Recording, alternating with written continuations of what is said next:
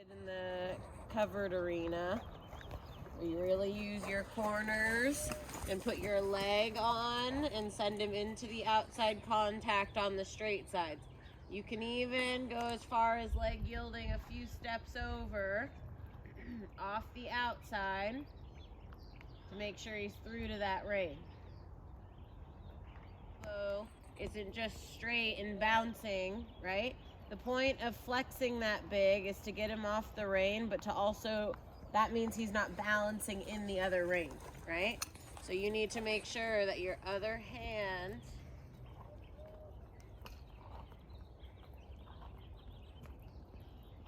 is there to support his balance. Okay. So one of two things is happening. I felt like the way you started your ride, like you were basically already telling him that he sucked, and nothing in your schooling or your body made it less frantic, right?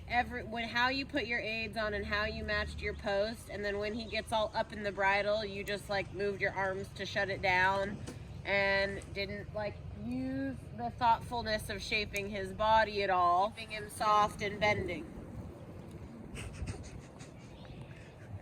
Yes or no? You picked up, don't slip your reins. If you picked up canter,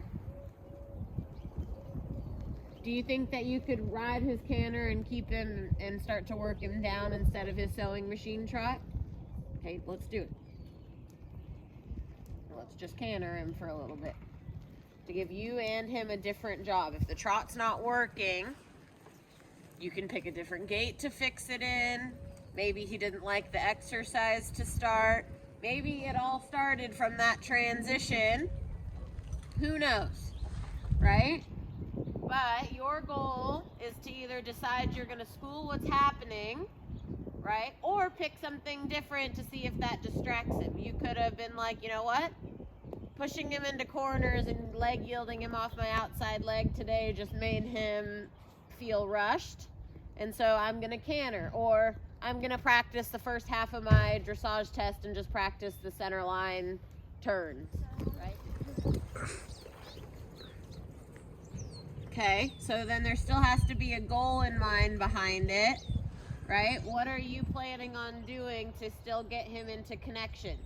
Because this is that trot. I can see your reins slipping and bouncing, right?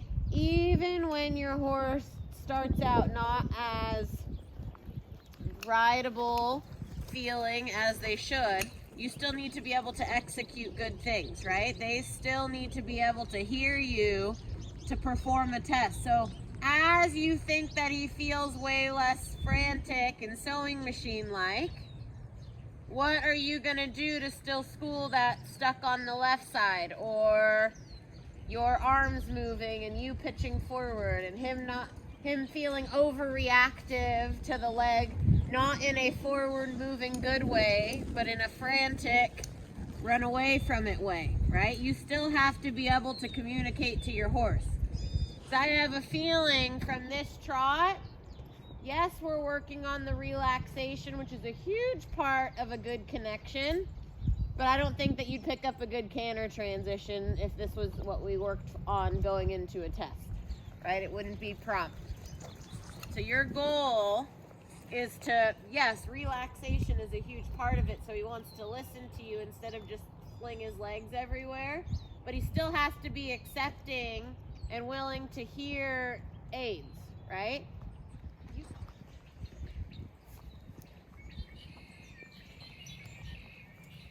Sit your trot, drop your stirrups.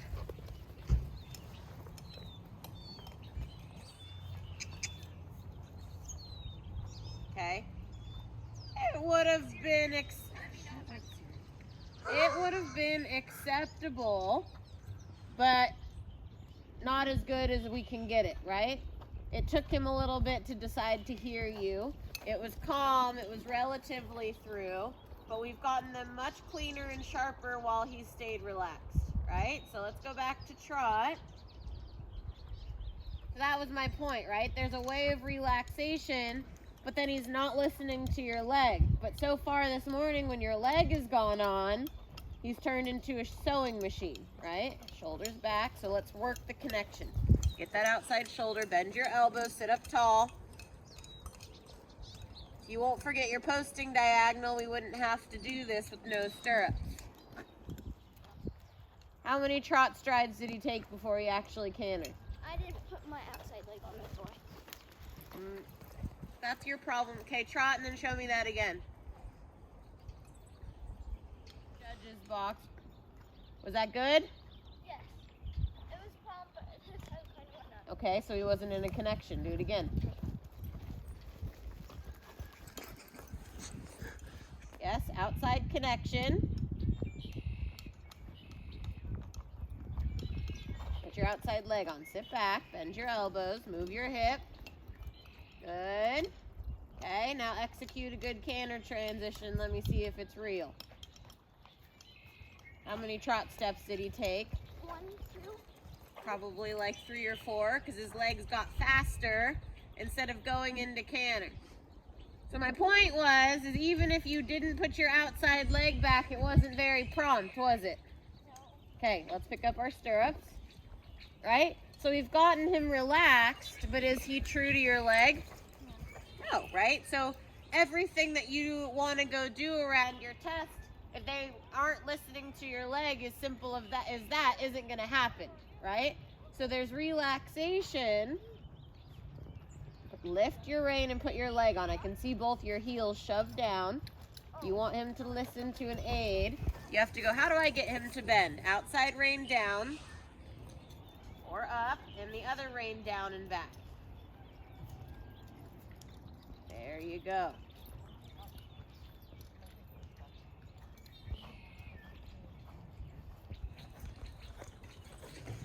Good. All right, let's trot and go the other way.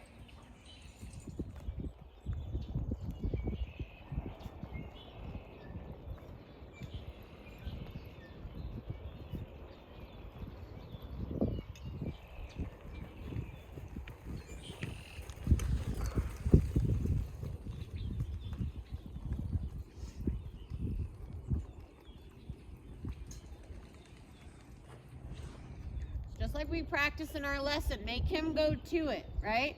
He honestly was probably expecting that with his sewing machine trot that he was doing earlier.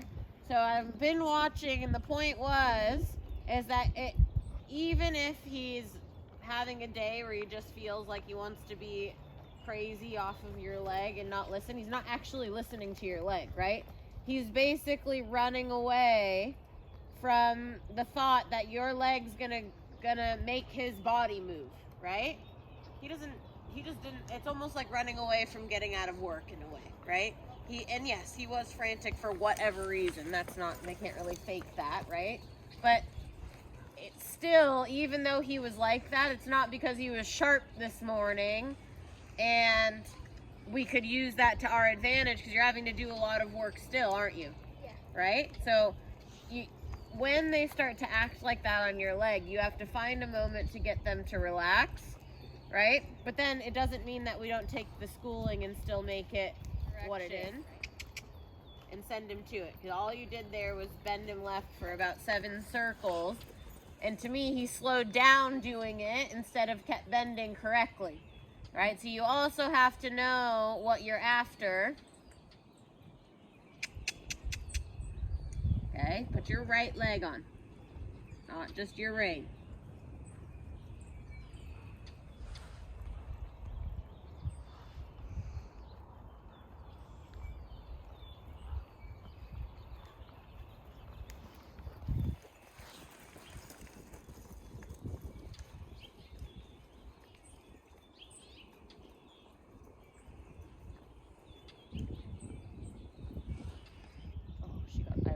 Said the light post in my head.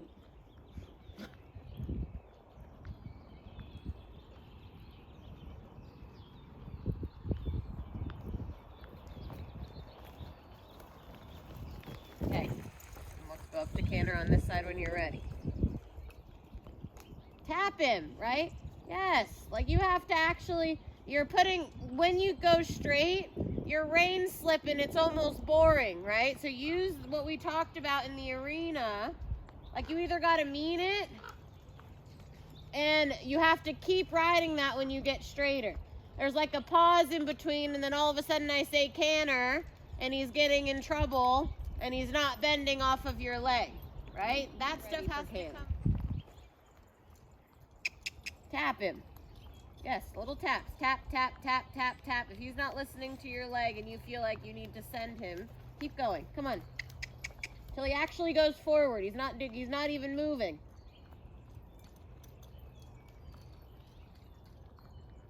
Tap, tap, tap, tap. Come on, go forward. There we go. And then straighten and show me canter.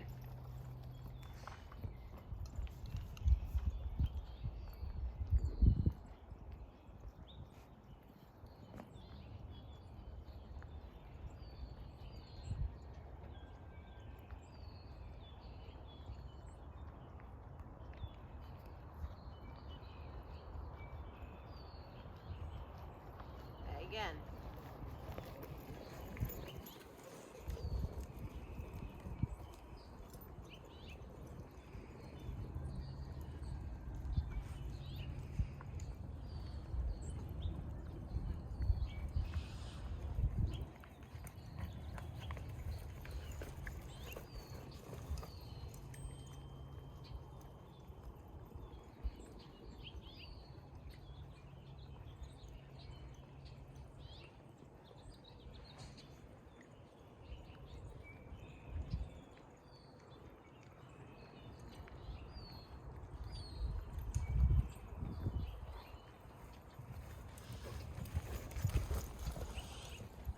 Okay, are you on a different horse while you're cantering? My guess is his connection for how much schooling you were doing in the trot didn't magically get fixed, right? You still are, when you're riding the canter, you still actually have to put input in, right? Or else it becomes unfair. Like, I can tell he just doesn't feel good today. They have those, right?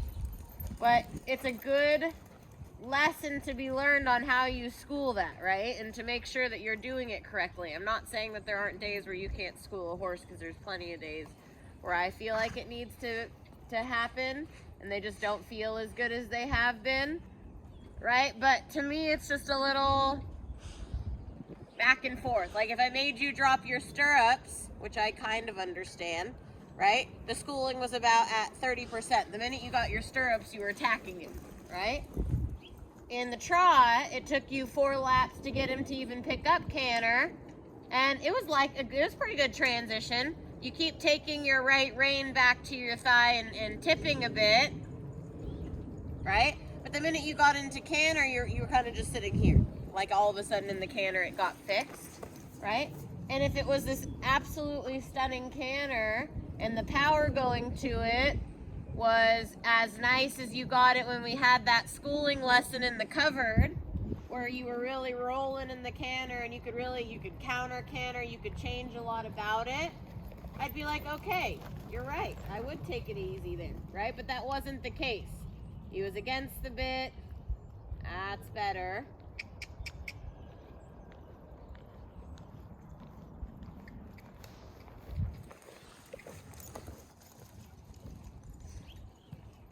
Good. And to trot.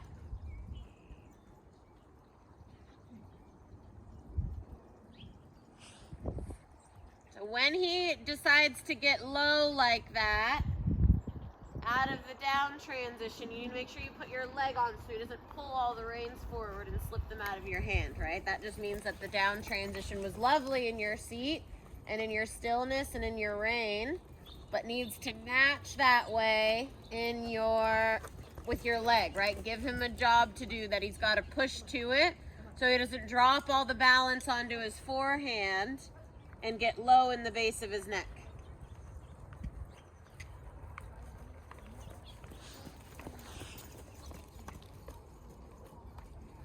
Good, and to canter.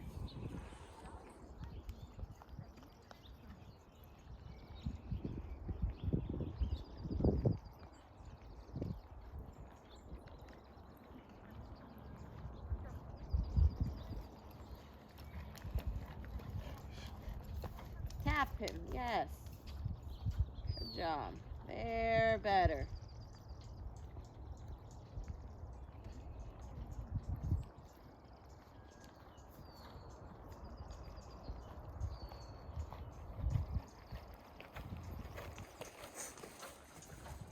Good, and to trot. Good. Good, and to canter.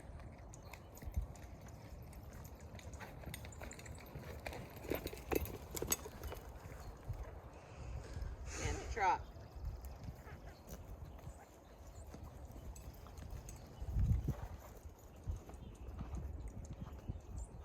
Good, and a canter.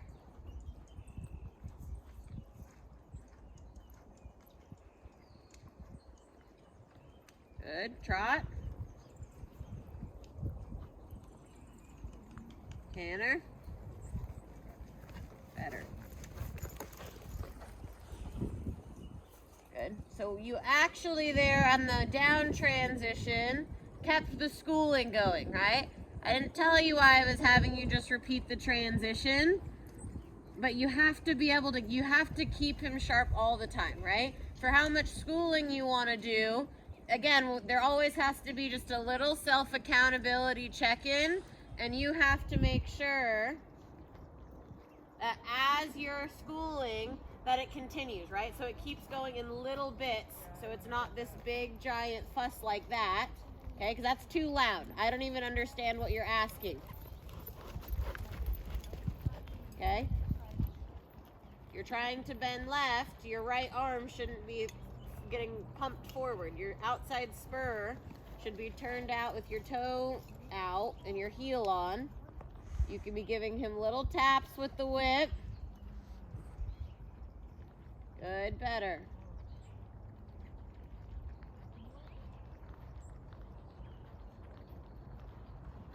Better, good, and trot.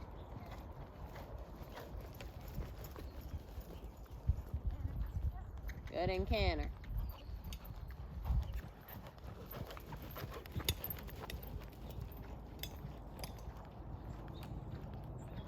What a lovely idea to go to the other side of the arena when there's only 2 people in here. They do that on purpose. You want him to get off the outside. You can't be pitched to the inside on the right.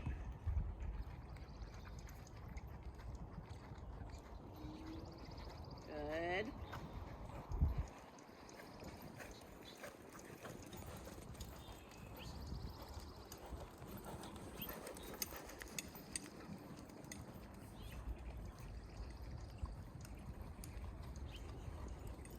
Stay back. Make it a clear aid for Prince. And you can tap him if you bend your elbows. Your arms can't go flying like that. There you go. Good job. Good. And then straighten.